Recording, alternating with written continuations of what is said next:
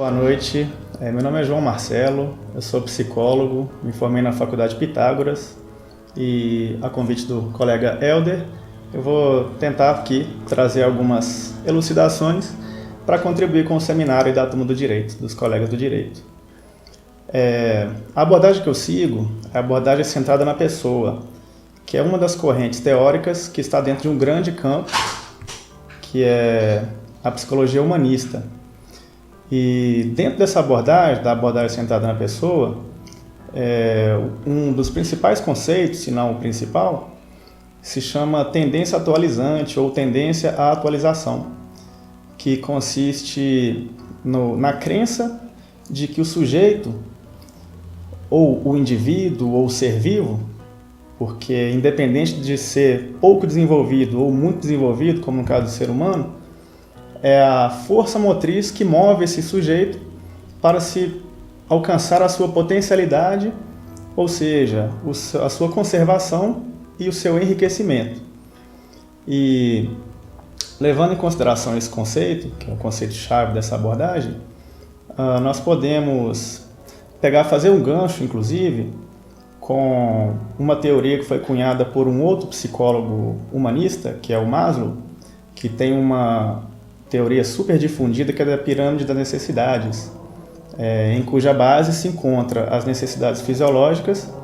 Subindo um pouco mais na pirâmide, se tem a segurança, subindo mais aspectos sociais, e nos dois últimos ali, patamares da pirâmide, se tem o sentido de estima e autorrealização, que pode ser casado com o conceito principal que eu trouxe anteriormente, que é o conceito de tendência à atualização.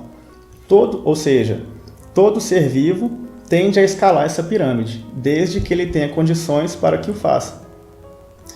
Dessa forma, quando se pensa em um jovem que é marginalizado, que não tem condições de educação, condições culturais, e que ele não tem condições de ascender nessa pirâmide, ou seja, ele tem graves entraves que o impossibilitam de alcançar ou ascender nessa pirâmide, de rumar para a tendência à atualização, ele vai ter dificuldades para conviver em sociedade. Outro conceito importante é sobre essa ameaça que esse indivíduo sofre, seja da sociedade, seja da família, que é uma família muitas vezes desestruturada, ela acaba por promover defesas nesse sujeito. E essas defesas, elas fazem com que o que o indivíduo sente, pensa e verbaliza não tenha uma fluência adequada. Então ele acaba agindo de forma que age de maneira conflituosa, em forma de tensões para consigo mesmo e em forma de confusões. Quando ele não ascende na pirâmide de forma adequada, se ele tem entraves dessa natureza, ele não vai agir de forma adequada. E esse desvirtuamento das ações muitas vezes culmina no cometimento de crimes, delitos, enfim, no caso dos menores, delitos, né? E essa pressão social que essa pessoa sofre, nós podemos citar o Sartre, que é um pensador francês, que fala que eu sou aquilo que consegui fazer com o que fizeram comigo. Ou seja, tem pessoas que vão se dar bem, vamos dizer, socialmente, de acordo com o que fizerem com ela, e algumas pessoas não. Então essa é uma característica do ser humano, de ser resiliente, é o que a gente diz, né? Superar as adversidades ou não. Uns vão conseguir e outros não. Então eu creio que seja algo a se considerar. Até porque quando se tem uma ascensão mais fácil ou menos conflituosa nessa pirâmide, como se tem nos países nórdicos, por exemplo, no caso Finlândia, Dinamarca, Noruega, quando se tem uma dificuldade menor para passar de um patamar para o outro da pirâmide, você tem um menor cometimento de crimes. Então, creio que seja algo a se considerar. Uma contribuição que a a psicologia dita existencial ou existencialismo coloca também é que todos estamos condenados à liberdade. O que seria isso? Não existe não escolher. Até não escolher algo é uma escolha. Eu posso fazer uma escolha sobre uma coisa ou não fazê-la. E isso depende somente de mim. E, diante disso, nós podemos dizer sim que o indivíduo tem consciência do que faz. O indivíduo que comete um crime, ele sabe muitas vezes que está cometendo esse crime. Porém, essa consciência dele, ela vem torta, digamos assim. Ela vem baseada no mundo que ela vive.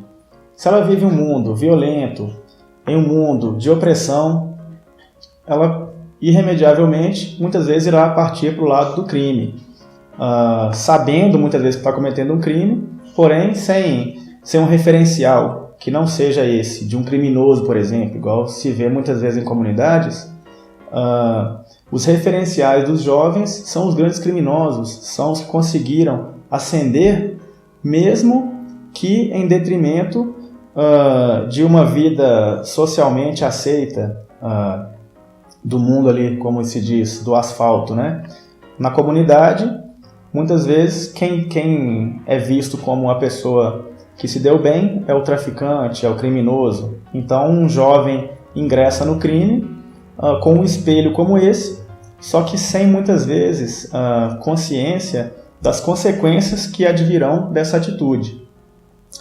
Dessa forma, nós temos a população carcerária de pobres, de negros.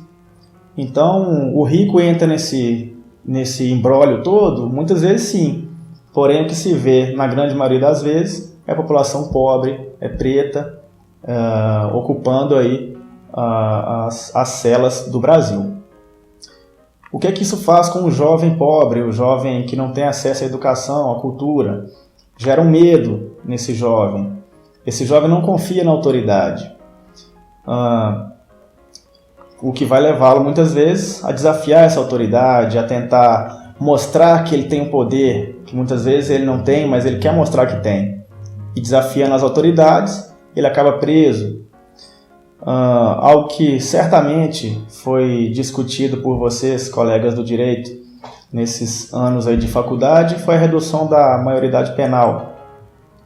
Se nós temos um jovem que se espelha no traficante, com 17 anos, e ele é recrutado para o tráfico, se nós tivermos uma redução da maioridade, porém, sem medidas que vão reincluir esse jovem socialmente, que vão deixá-lo aí longe de uma situação de vulnerabilidade, se ele tem condições de ver que esse não é o caminho certo, vamos manter do jeito que está. Se nós conseguimos botar na cabeça desse jovem que ele tem um caminho a seguir, que é um caminho longe do crime, ok. Se isso não é possível e nós reduzimos a maioridade penal, o recrutamento desse jovem vai acontecer cada vez mais cedo. Se nós reduzirmos para 16 anos, os jovens criminosos serão os de 15, porque não vai haver uma contrapartida desse movimento.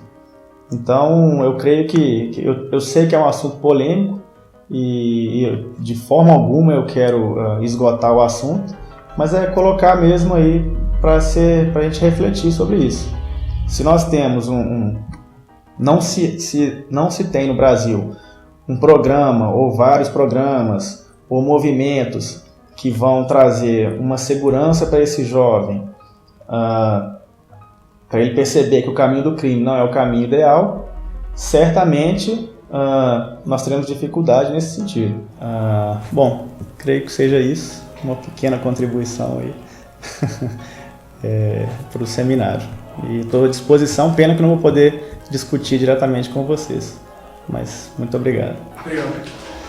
É isso mesmo? Perfeito.